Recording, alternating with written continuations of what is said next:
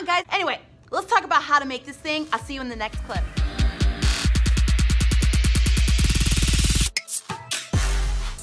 Alright, so this project will take about 3 to 4 weeks to complete. The first phase of the project is actually designing the robot, so I will have this handout in the description below where it provides different types of robot arms, legs, heads, and even the bodies to kind of construct like Frankenstein. So you'll have that as a resource. You need some cardstock or construction paper to design on, a pencil, an eraser, a thin Sharpie, a thick Sharpie, and you'll be ready to get rocking, alright? So, first step in designing your robot is creating the body. So here is my body ideas. All you need to know is when you're constructing the body of a robot, use your geometric shapes and stack them up.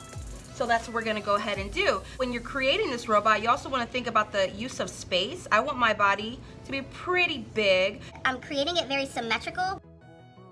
So I'm gonna go ahead and speed this up so you guys can watch me sketch out the body, the arms, the head, and the legs. Now just know, you start out in that order.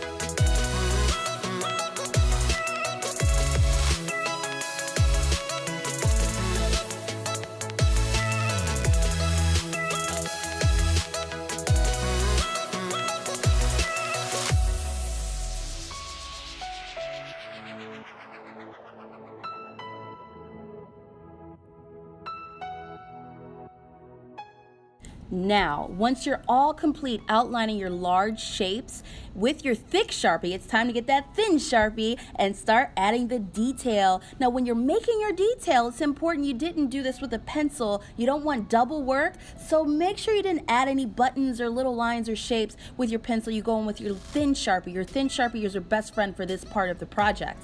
Anyway, when I went into this designing of the detail, I've added different elements of circles and lines, and everything was arranged in an organized fashion to communicate what kinds of things my robots could do.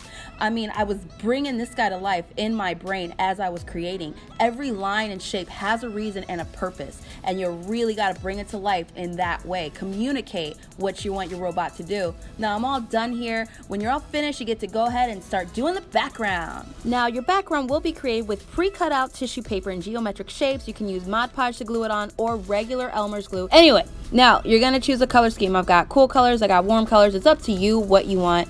After you choose your color scheme, just lay down your glue in one section, apply your tissue paper nice and neat, don't have it hanging off the paper, and just apply your tissue paper next to each other. You don't want to start overlapping until you start sealing in your tissue paper, and just arrange it on there. And once you're done with that arrangement, start dabbing your brush on top to seal the tissue paper so you have a nice finish when it's all dry, and you can start layering your tissue paper. So now I'm gonna start adding more colors on top of each other. Literally let these colors interact. It's beautiful when it dries. You get to see all the colors layered on top of each other. So when you're layering colors, make sure you use different colors on top of each other. But don't forget the objective, guys. You only need to cover the white space. Don't sit here and layer colors on top of other colors. You just gotta cover the white space. And when you're all done covering the white space, you're finished. Okay, like I'm almost finished. Now I have to trim off the side of my tissue paper, and I gotta outline my robot so I can cut him out. When you're outlining your robot, make sure you leave a little bit of space from the actual robot and from the line that you're creating so you have a nice white outline around it. And it's important it's the same width around your robot. You want the same distance around your robot, so make sure you're trying your best when you're outlining it. When you're done outlining it, it is time to cut him out using scissors, which is the only thing. You're not gonna bite him out of the paper.